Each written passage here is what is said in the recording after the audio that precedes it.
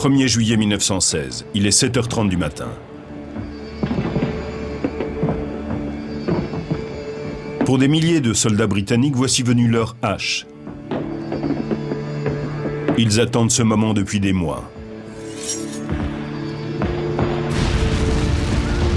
L'artillerie a pilonné les positions allemandes et les fantassins s'attendent à une faible résistance.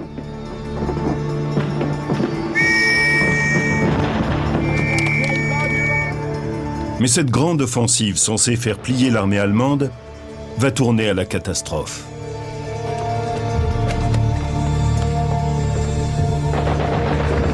En l'espace d'une journée, près de 30 000 soldats britanniques sont blessés et plus de 19 000 perdent la vie.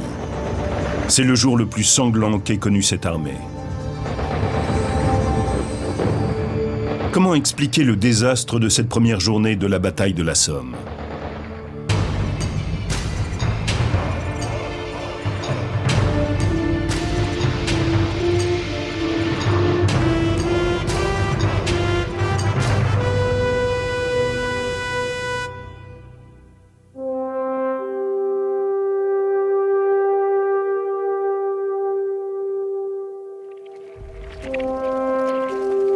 En 1916, les affrontements sur le front ouest stagnent et la guerre des tranchées commence. La ligne de front est matérialisée par des tranchées et des barbelés qui traversent le continent depuis la Méditerranée jusqu'à la mer du Nord. Le temps passe et la situation demeure sans issue. Les Français tentent de résister aux attaques allemandes, mais s'ils ne reçoivent aucune aide, la ville stratégique de Verdun risque de tomber aux mains de l'ennemi. Une attaque doit être lancée dans le département de la Somme.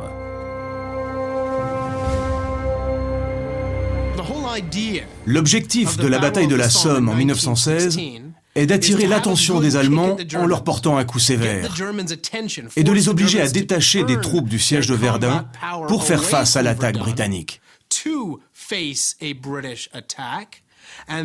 Cela permettra aux troupes françaises de souffler, de se réorganiser et de reprendre le combat dans de meilleures conditions. Les commandants britanniques rassemblent leurs troupes pour la grande offensive. Le premier jour de la bataille, 150 000 soldats d'infanterie se tiennent prêts. L'artillerie bombarde les 70 000 soldats allemands retranchés dans les lignes adverses, avant que l'assaut ne soit donné.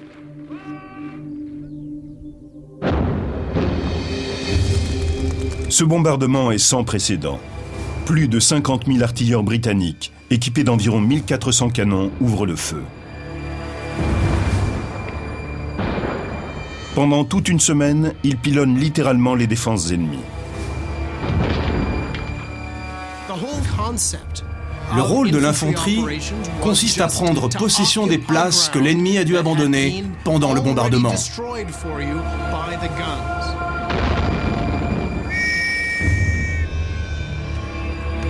Mais lorsque les Britanniques sortent des tranchées pour donner l'assaut, ils découvrent quelque chose qu'ils n'avaient pas prévu. Les défenses allemandes sont intactes. Le bombardement, que l'on croyait dévastateur, a raté son objectif.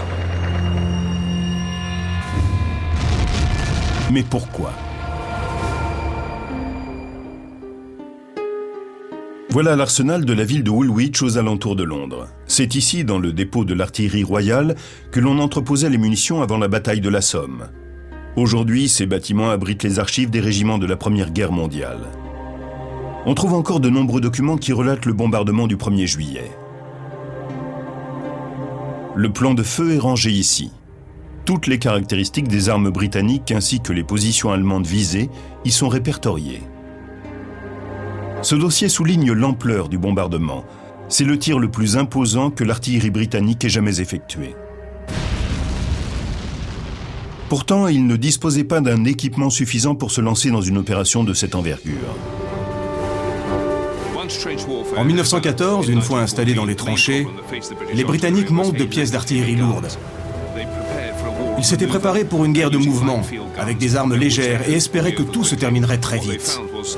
Mais finalement, ils se sont retrouvés presque assiégés. Il a fallu qu'ils se procurent de nouvelles armes. Beaucoup d'entre elles venaient des batteries que l'on trouvait aux alentours des ports du Royaume-Uni.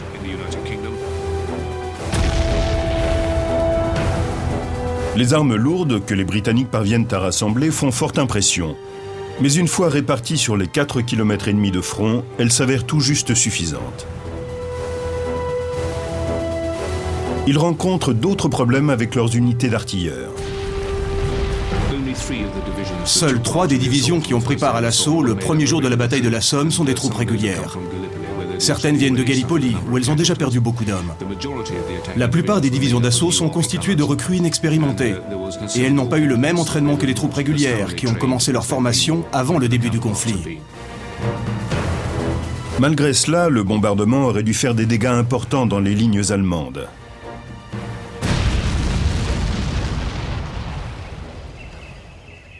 « 90 années ont passé et on trouve encore des indices qui témoignent des problèmes rencontrés sur le champ de bataille.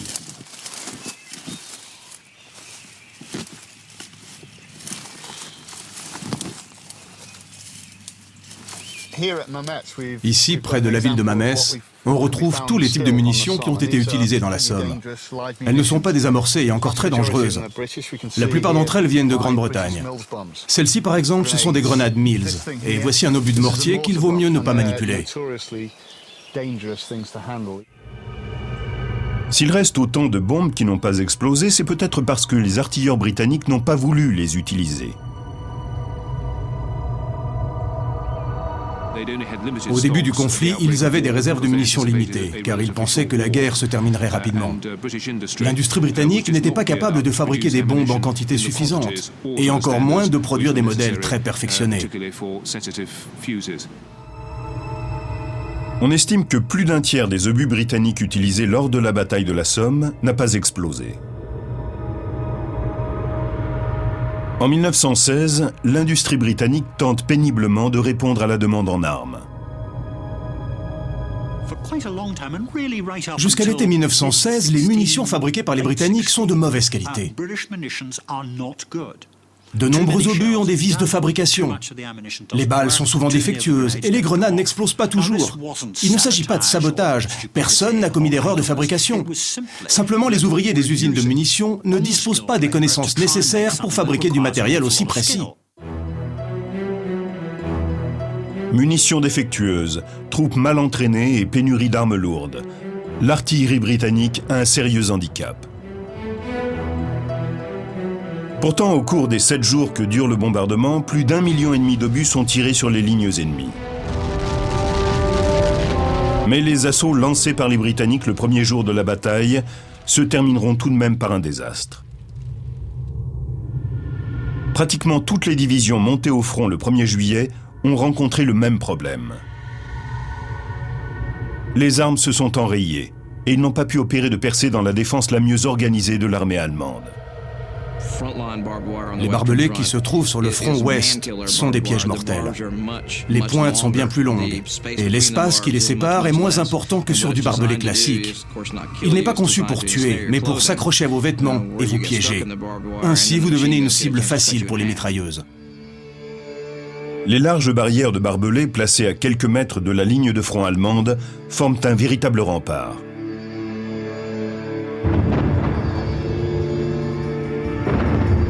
Les artilleurs britanniques tentent de les détruire avec des obus shrapnel.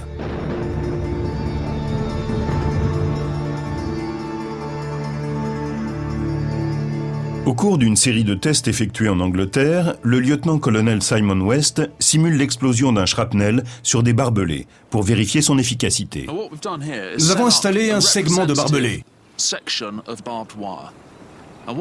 Nous allons faire exploser un obus shrapnel à proximité et nous pourrons ensuite constater l'ampleur des dégâts. Ce barbelé est un modèle plus moderne que celui utilisé par les Allemands pendant la bataille. Le shrapnel est fixé au sommet d'un poteau. Il est conçu pour éclater en l'air, de façon à ce que les billes qu'il contient soient projetées au sol sur une large surface.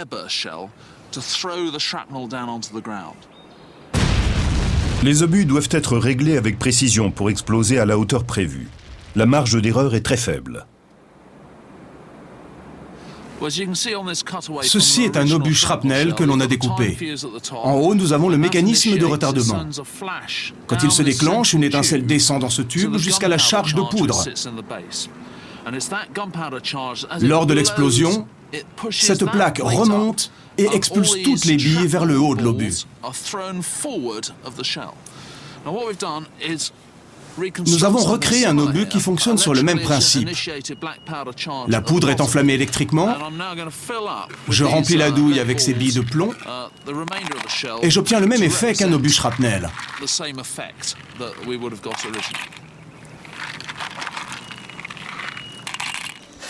3, 2, 1, feu!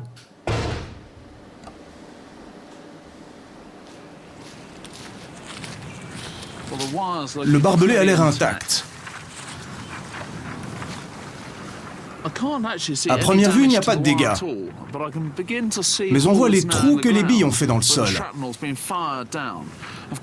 Si des soldats s'étaient trouvés ici à découvert, ils auraient été sévèrement touchés. Mais le barbelé n'est pas endommagé.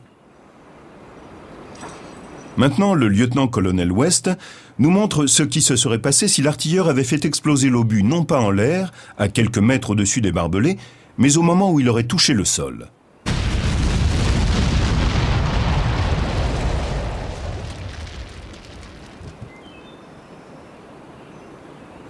Les barbelés sont en partie noircis par la fumée que l'explosion a dégagée, mais il n'y a pas vraiment de dégâts. Ce test a été effectué dans des conditions idéales sur un barbelé moins résistant que le modèle allemand de 1916. Pourtant, l'explosion de shrapnel ne l'a pratiquement pas endommagé. Quelles munitions aurait-il fallu utiliser pour réussir à percer les défenses allemandes ?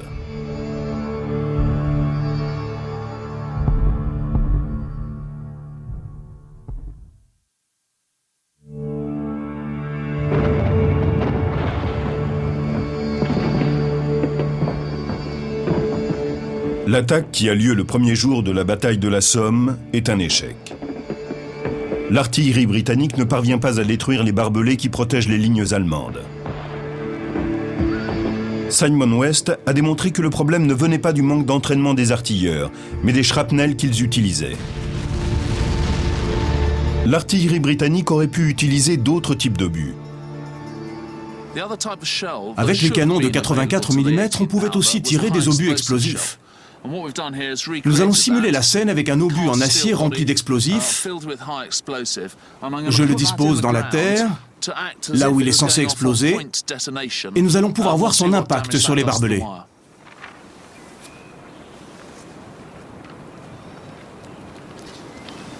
« 3, 2, 1, feu !»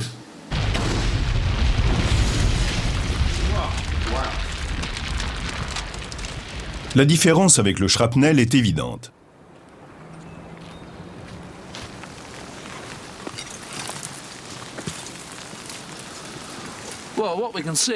Comme vous le voyez, l'obus explosif n'a pas le même effet que le shrapnel. Les éléments chimiques contenus dans la douille, qui génèrent l'explosion, sont très puissants.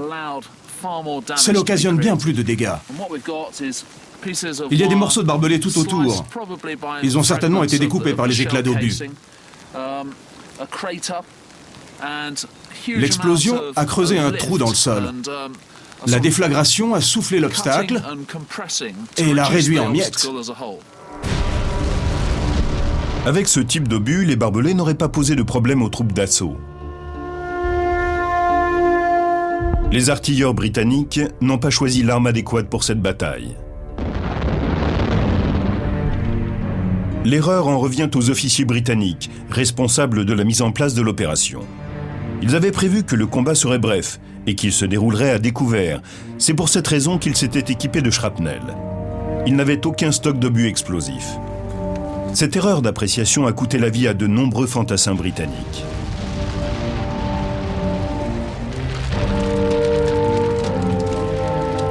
Les billes des obus shrapnel avaient un effet dévastateur sur les soldats.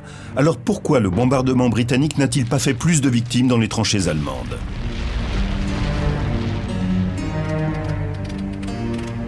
Quand la guerre a commencé, on pensait qu'il était inutile de porter un casque. Mais à partir de 1916 et pendant la bataille de la Somme, tous les soldats en sont équipés.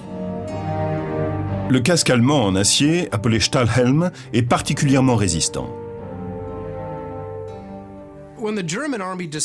Quand les Allemands ont décidé que leurs soldats devaient se protéger la tête, ils ont demandé à leurs ingénieurs de se pencher sur le problème.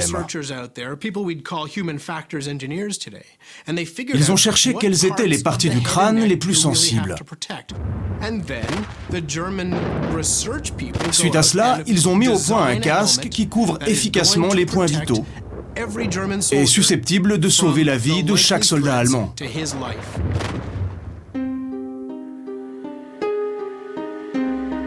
Ivan Williams a mis au point une protection destinée à la police britannique. Il a étudié la structure du casque allemand et s'est aperçu que ses larges courbes offraient une excellente protection.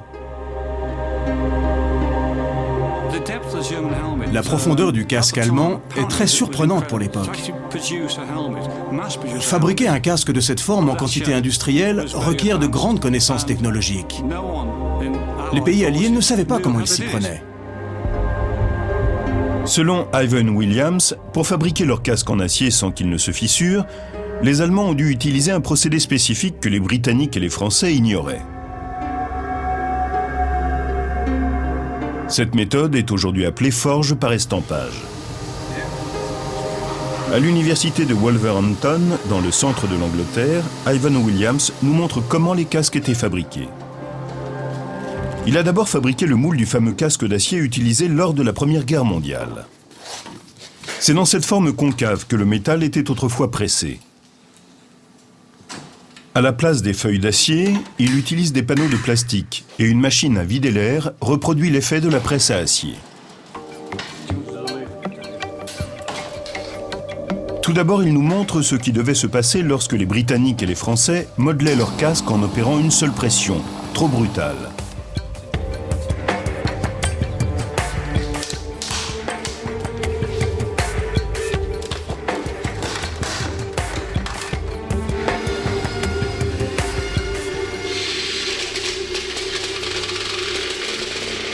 Williams découpe le casque pour en mesurer l'épaisseur. C'est une section du casque que nous venons de démouler. On voit bien les différentes épaisseurs. Ça commence à 1,2 mm et une fois étiré, il n'y a plus que 0,2 mm de plastique au sommet du casque. En étirant la matière aussi rapidement, on lui fait perdre sa résistance. En allant aussi vite avec de l'acier, la plaque se serait déchirée. Maintenant, il procède de la même façon que les Allemands. La plaque est aspirée par le vide d'air, comme précédemment. Mais cette fois-ci, il utilise un outil pour presser le plastique encore chaud au fond du moule.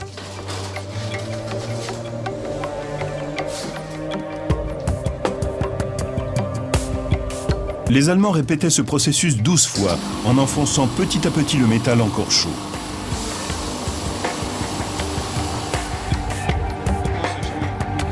Le résultat est très différent d'une méthode à l'autre.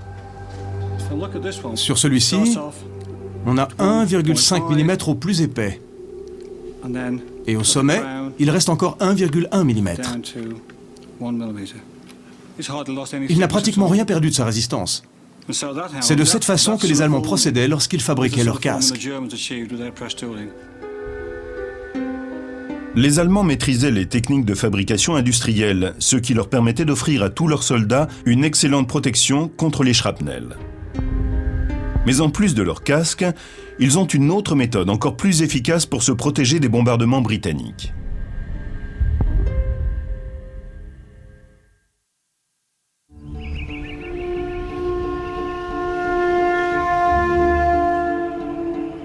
Les tranchées ont aujourd'hui disparu du paysage français. Le premier jour de la bataille de la Somme, l'artillerie britannique n'est parvenue à anéantir ni les barbelés, ni les 70 000 soldats ennemis. Pendant 2 ans, les troupes allemandes se sont préparées sans relâche, ce qui explique l'échec de cette première attaque. En 1914, les Allemands ont commencé à mettre en place un système de défense très sophistiqué. Ils ont construit de nombreux refuges très profonds pour que les soldats puissent s'y abriter. Ils s'enfonçaient parfois à près de 10 mètres sous terre et étaient renforcés avec des poutres, voire du béton. Théoriquement, ces refuges peuvent résister aux bombes. Mais la qualité des défenses allemandes n'est pas seulement liée au temps mis pour les construire. Peter Doyle est géologue. Il travaille pour l'armée et a étudié chaque mètre carré de la ligne de front de la Somme, ainsi que les refuges et les tranchées. Il est convaincu que si le système de défense allemand était aussi efficace, c'est parce qu'ils ont su tirer profit du relief naturel. Nous sommes à Beaumont-Hamel dans la Somme, et ce site illustre parfaitement le rôle de la topographie dans cette bataille. Nous nous trouvons dans le ravin en Y. Cette vallée est creusée dans le sol calcaire de la Somme. Les Allemands ont utilisé les particularités géologiques de la région pour construire leurs fortifications. Et le ravin est devenu une seule et grande tranchée naturelle. À 100 mètres du front britannique, les Allemands ont intégré cette combe au milieu de leur refuge souterrain. Protégés des tirs d'artillerie par la pente du ravin, ils ont construit tout un réseau de tranchées renforcées par des poutres. Les troupes britanniques ne se doutaient pas que les Allemands pouvaient abriter là, juste sous leur nez, un bataillon de près de 1000 hommes.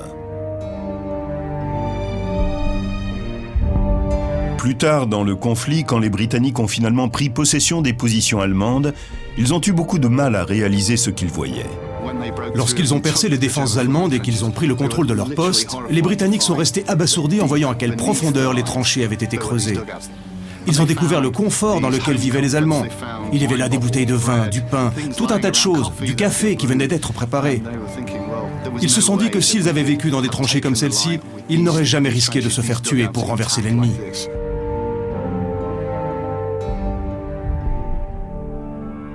Comparées aux lignes allemandes, les tranchées britanniques sont particulièrement austères et mal organisées. Selon Doyle, elles ne sont pas censées remplir la même fonction que les tranchées allemandes. Pendant la Première Guerre mondiale, et en particulier au début, les généraux britanniques ne veulent pas que leurs soldats restent trop longtemps dans les tranchées. Ils craignent qu'ils ne perdent de leur élan, qu'ils considèrent les tranchées comme une sorte de planque, et qu'ils refusent finalement de sortir pour affronter l'ennemi. De leur côté, les Allemands pensent qu'en vivant dans le confort, leurs hommes sont mieux préparés à repousser une attaque. Grâce à ces profondes tranchées, la plupart des Allemands ont survécu au bombardement. Quand l'infanterie britannique monte à la charge, ils sont prêts à la recevoir. Mais les Allemands sont bien moins nombreux, et le 1er juillet, à 7h30 du matin, ils doivent faire face aux 150 000 fantassins britanniques qui viennent de lancer leur attaque. Le handicap est lourd. Les Allemands partent presque vaincus. La progression de l'infanterie alliée a été méticuleusement planifiée afin de garantir la victoire. Les officiers britanniques tentent de regrouper les hommes en bataillons de 500 ou 800 soldats pour traverser le No Man's Land. Ils gèrent cela comme un exercice de manœuvre. Ils se sont aperçus au cours du conflit que s'ils ne procédaient pas à ce genre d'exercice assez souvent, une fois sortis des tranchées, les bataillons étaient incontrôlables et ils n'obtenaient aucun résultat.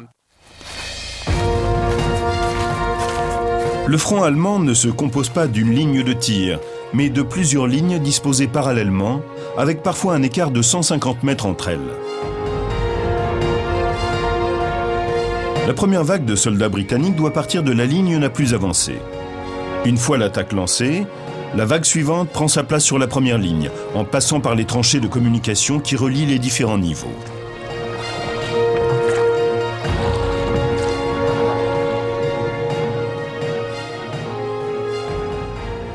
Ces tranchées de communication permettaient aux soldats britanniques de ne pas se faire abattre lorsqu'ils devaient se rendre sur la ligne de front.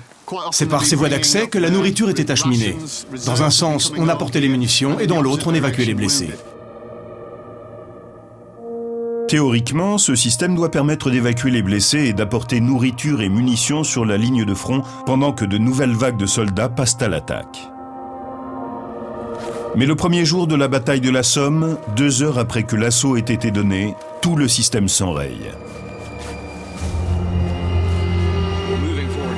Il est très difficile d'amener plusieurs centaines de milliers d'hommes jusqu'à la ligne de front. Ces hommes ne sont encore jamais allés dans ces tranchées. Ces passages, aussi étroits que des terriers, servent à communiquer d'une ligne à l'autre. Mais c'est aussi par là que passent les défenses arrière et centrales. Les hommes qui se rendent en première ligne finissent par se perdre dans ce dédale. Ils ne savent plus où ils vont. De petits groupes errent dans leurs propres tranchées et les unités se trouvent mélangées. Ce système de communication militaire est voué à l'échec. Mais ce jour-ci, les Britanniques ont un problème plus grave que le désordre des tranchées. Il était prévu que les Allemands seraient pratiquement anéantis par le bombardement, ce qui est loin d'être le cas. Leurs mitrailleuses infligent d'énormes pertes aux troupes britanniques qui montent à l'assaut. Des milliers de blessés sont ramenés dans les tranchées, pendant que d'autres soldats tentent à leur tour de percer les lignes ennemies.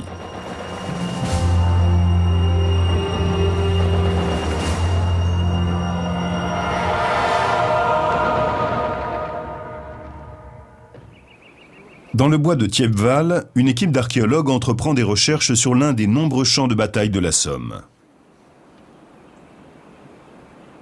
En 1916, cette région était dévastée. Elle était couverte de tranchées et de cratères.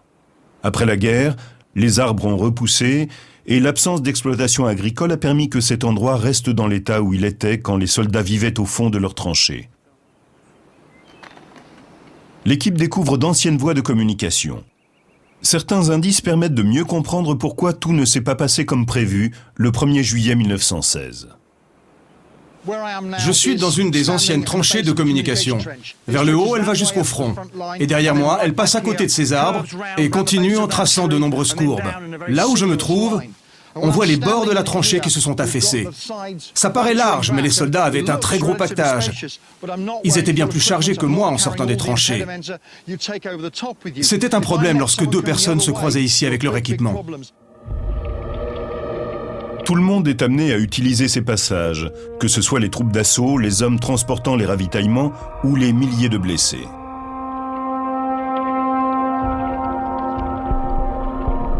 Le chaos règne dans les lignes britanniques. Les officiers ne parviennent pas à contrôler le mouvement des troupes dans les tranchées. En ce qui concerne les méthodes de communication, c'est la seule guerre où les dirigeants ne peuvent pas conduire directement le mouvement des troupes. Dans les précédents conflits, les officiers étaient à cheval. Ils observaient ce qui se passait et ils pouvaient à tout moment envoyer un coursier pour qu'une unité change de direction. Puisqu'il n'y a pas moyen de communiquer instantanément avec les troupes, chaque phase de l'affrontement est minutée. Quand l'artillerie cesse de tirer sur un endroit précis, il faut qu'elle soit parfaitement coordonnée avec l'infanterie pour que celle-ci prenne aussitôt le contrôle de l'endroit en question. Si l'infanterie est plus lente ou plus rapide que prévu, alors le plan échoue. Ensuite se pose un nouveau problème, car l'arrivée du ravitaillement gêne le transport des blessés. L'attaque commence à 7h30 du matin. Mais comme les messagers ne peuvent pas traverser le champ de bataille, le haut commandement britannique ne réalise la gravité de la situation qu'à 14h, soit 6h30 plus tard. L'état-major britannique s'aperçoit que les bataillons, qui sortent des tranchées pour monter à l'assaut, atteignent difficilement les premières lignes de leur propre camp. Ils arrivent rarement jusqu'au champ de bataille et ne parviennent jamais à traverser les 700 mètres qui les séparent des premières tranchées allemandes.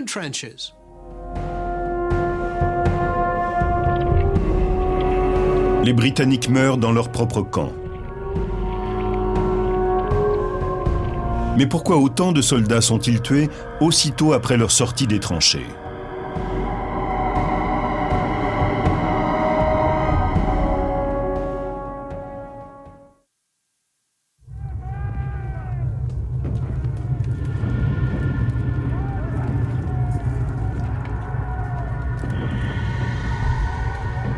Le premier jour de la bataille, avant de lancer l'infanterie, on leur a affirmé que l'artillerie avait pratiquement décimé les troupes allemandes et qu'ils n'avaient plus qu'à aller occuper leur position. Mais le bombardement n'a pas eu l'effet escompté et les nombreux survivants allemands attendent les Britanniques de pied ferme.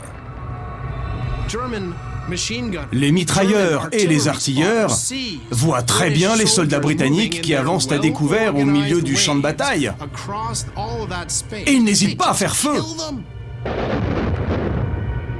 Pourquoi les soldats britanniques étaient-ils une cible si facile pour les mitrailleuses allemandes? Il semblerait que l'équipement des troupes d'assaut était inutilement lourd.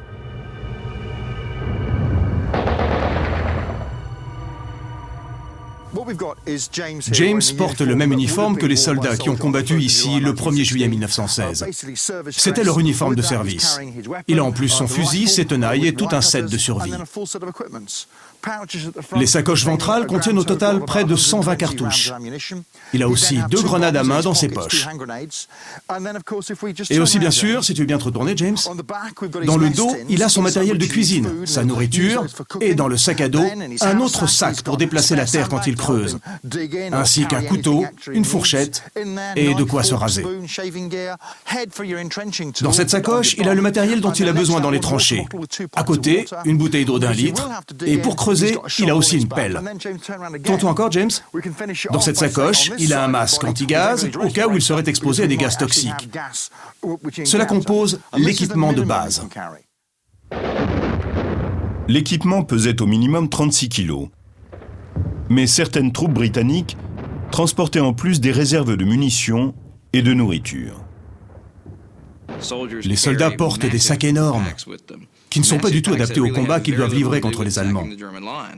Ils ne disposent que d'un fusil d'assaut dont ils ne se servent d'ailleurs guère. Ils transportent surtout des outils pour pouvoir s'organiser dans les tranchées allemandes une fois qu'ils en auront pris le contrôle. Ils veulent être prêts pour résister à une contre-attaque. Mais l'échec de cet assaut est-il uniquement dû au poids de l'équipement? Escadron, garde à vous. À mon commandement, droite, droite. En avant, marche. Le major Tim Saunders, avec une troupe de cadets de l'armée britannique, simule une manœuvre qu'effectuaient les soldats en 1916. Nous allons simuler un assaut dans les conditions de la bataille de la Somme. Vous allez comprendre pourquoi le premier jour de cet affrontement est aujourd'hui considéré comme l'un des plus grands désastres qu'ait connu l'armée britannique. Ce jour-là, la menace venait de l'artillerie, et tout particulièrement de cet équipement, la mitrailleuse Maxim modèle 1908. Aujourd'hui, nous allons analyser votre vitesse et vos mouvements face à cette mitrailleuse.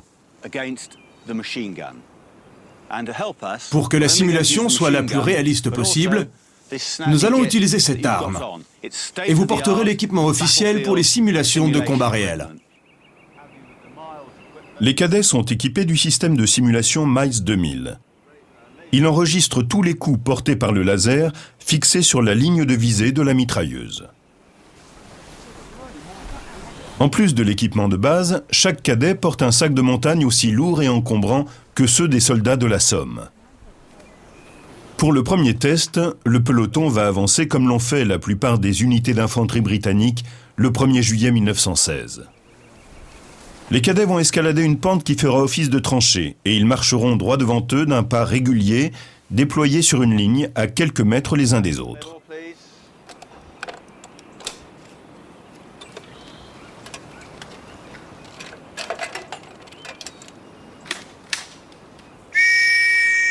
Escadron, en avant, marche.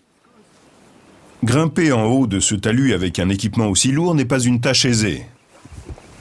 Déployez-vous. Gardez vos distances.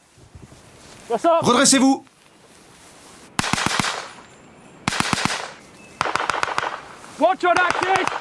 Lorsqu'un cadet est touché, son équipement émet un son aigu. Les soldats alignés se déplacent lentement et tombent les uns après les autres sous les balles de la mitrailleuse. Cette technique d'assaut paraît suicidaire, mais c'est pourtant de cette façon que de nombreuses unités britanniques ont donné l'assaut le 1er juillet. Soldats touchés, levez-vous. C'est un désastre. Le peloton a été pratiquement décimé. 8 hommes sont tombés sur les 10. Piètre résultat. C'est loin d'être une réussite. Sur à peine 100 mètres, nous avons perdu 80% de l'effectif. Vous êtes resté vivant. Aviez-vous le sentiment d'être dans une structure bien organisée? On est resté ensemble, on a maintenu la ligne. Mais je ne sais pas si c'était une bonne idée de rester ainsi, aussi près les uns des autres. L'ennemi vous tire dessus. Cette fois-ci, les cadets gardent la même charge, mais Sanders les autorise à rompre l'alignement dès la première salve. Cette fois, vous partez en zigzag et vous courez. Escadron, en avant-marche! Déployez-vous!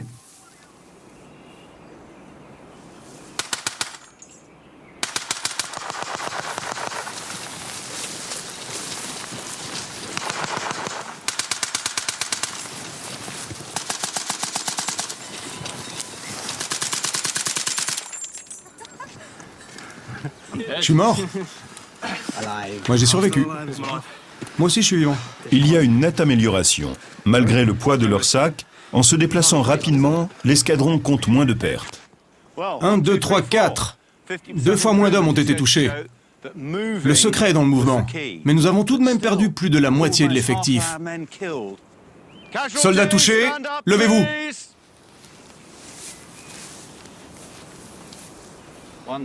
Le changement de tactique a permis de diminuer considérablement le nombre de morts.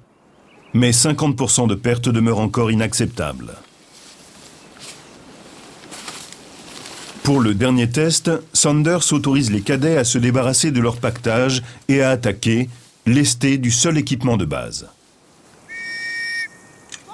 En avant, marche! Déployez-vous! Feu!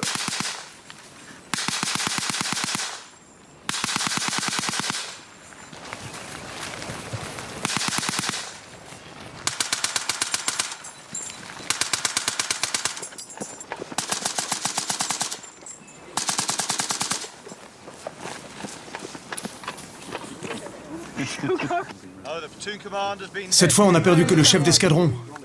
Où avez-vous été touché?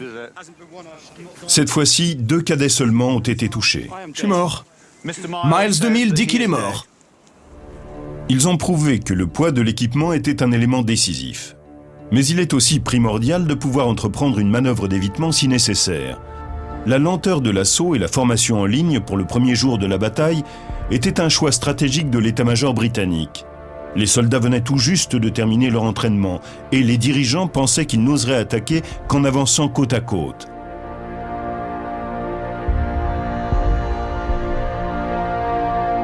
Tous les assauts n'ont pas été soldés par un échec. Comment certaines unités ont-elles réussi à éviter la catastrophe ?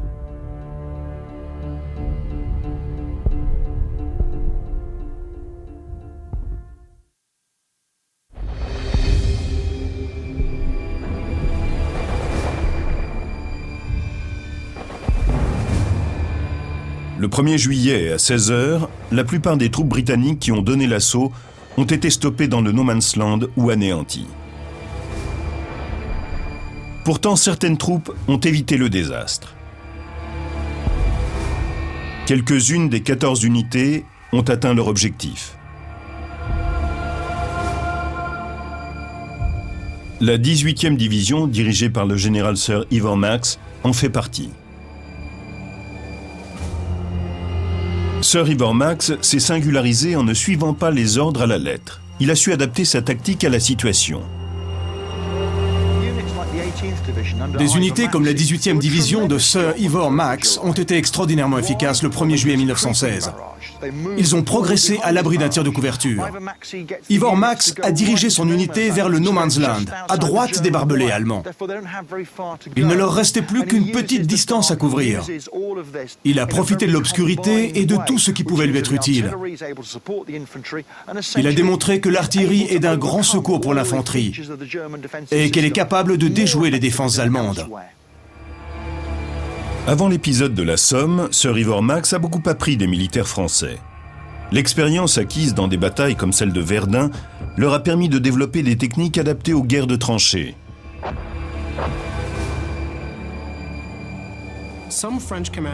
En 1915, certains officiers français comprennent que le meilleur moyen de traverser le No Man's Land n'est pas forcément de se tenir debout et d'avancer droit devant. Un commandant français nommé Lafargue a rédigé un manuel dans lequel il explique qu'il faut infiltrer les lignes ennemies. L'idée est de réunir une équipe d'hommes qui s'approchent discrètement des lignes adverses. Une fois qu'ils sont assez près, ils jettent des grenades dans leurs tranchées. Quand elles explosent, les soldats restés en arrière profitent de cet instant de panique pour traverser le No Man's Land dans une relative sécurité. En 1916, des tactiques comme celle-ci ont sauvé la vie de nombreux soldats et on les enseigne encore aujourd'hui au régiment d'infanterie. Mais la majorité des troupes qui ont attaqué le 1er juillet ont subi de terribles pertes.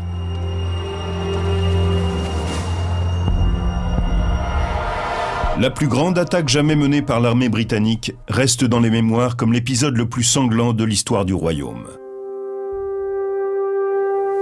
Pour les Britanniques, la Grande Guerre est inutile. Et cette bataille est l'événement le plus insensé d'une guerre qui l'est tout autant. Elle a tué toute une génération sans que rien de positif n'en découle. Ces 8 kilomètres de terrain ne valaient pas la vie d'un seul soldat. Le récit de la bataille est devenu une sorte de mythe, auquel ils attachent beaucoup d'importance. Il est pourtant très controversé par les historiens. Après le désastre du 1er juillet, la bataille de la Somme a duré environ 5 mois avant que ne soient renversées les lignes allemandes, et les Britanniques y ont finalement vu une grande victoire. La population considère que ces bouchers incompétents de l'état-major ont envoyé la fine fleur de la jeunesse britannique dans un bourbier, où ils ont fini bloqués dans des barbelés infranchissables sous le feu des mitrailleuses qui les attendaient. Mais la réalité est un peu différente. 19 000 soldats britanniques sont morts dès le premier jour. Si l'on considère maintenant la bataille de la Somme dans son ensemble, 76% des hommes qui ont pris part au combat s'en sont sortis sans une égratignure. Les pertes ne sont peut-être pas aussi incroyables que ce qu'on en dit. La bataille de la Somme n'est pas uniquement synonyme de catastrophe. Elle marque aussi une phase de transition importante pour l'armée britannique. Plus de 2 ans après les affrontements de juillet 1916, l'armée britannique va mettre en échec les Allemands sur différents fronts et participera activement au combat décisif en 1918. Toutes les erreurs commises le 1er juillet ont été rectifiées.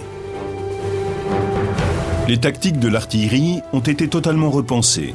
Elle s'est équipée de nouvelles armes lourdes et a amélioré l'entraînement de ses unités. On a fourni des obus explosifs aux artilleurs, ainsi que des bombes qui se déclenchent au contact des barbelés. De nouvelles stratégies inspirées des techniques d'infiltration de l'armée française sont mises en place. L'expérience du 1er juillet a amené les unités britanniques à réduire au strict minimum l'équipement des premières vagues d'assaut. Les troupes sont désormais chargées de porter le gros du matériel. La quantité d'armes ayant parfois joué en faveur des Allemands, les Britanniques se procurent d'autres mitrailleuses pour être finalement mieux équipés que leurs ennemis. Une fois que les nouvelles recrues ont gagné de l'assurance et ont pu parfaire leur entraînement, les immenses bataillons qui chargeaient dans la Somme sont divisés en petits pelotons plus flexibles.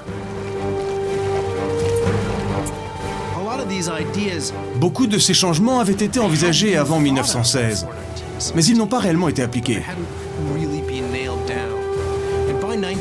C'est à partir de 1917 que l'on introduit de nouveaux modes de déplacement des troupes sur le champ de bataille. Les indications données aux soldats ne sont plus les mêmes. Désormais, l'unité d'une troupe va au-delà d'une simple formation groupée. On ne demande plus aux hommes de progresser tous ensemble à découvert sur une même ligne. L'armée britannique crée l'unité parmi ses troupes en leur donnant un même objectif qu'ils doivent atteindre tous ensemble. À partir de l'été 1916, l'armée britannique sait précisément quelles erreurs éviter. La bataille de la Somme est une étape nécessaire pour comprendre les rouages de la guerre moderne.